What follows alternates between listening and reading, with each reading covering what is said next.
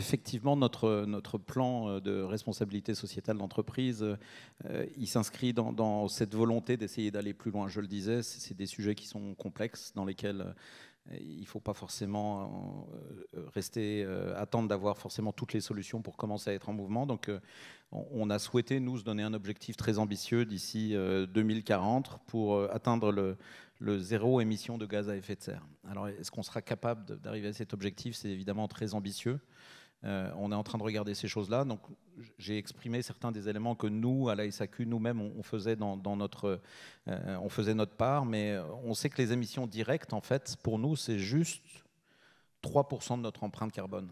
97% de l'empreinte carbone de notre activité, elle est liée aux produits, au transport.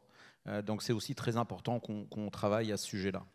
Et nous, la SAQ, on n'est pas producteur, on n'est pas directement transporteur, on fait affaire avec des gens dont c'est le métier et la spécialité.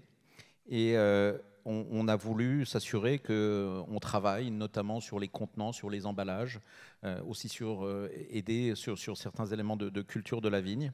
Donc ça a vraiment transformé notre manière d'interagir avec nos partenaires. Ce n'était pas forcément des sujets de discussion il y a 10 ou il y a 15 ans. Aujourd'hui, ça fait presque systématiquement partie de nos échanges avec l'industrie. Parce qu'on se rend compte qu'on a un vrai rôle d'influence. On est un gros donneur d'ordre, on est un gros joueur. Donc si la SAQ peut influencer, évidemment, les producteurs vont avoir tendance à essayer de comprendre ce qu'on souhaite. Et parfois, on a des volumes qui sont suffisamment intéressants pour que, à nous seuls, avec nos volumes, on soit capable de commencer à faire certains changements avec les producteurs. Donc c'est vraiment dans cette logique de relations internationales avec nos producteurs qu'on s'inscrit pour jouer à plein notre rôle d'entraînement.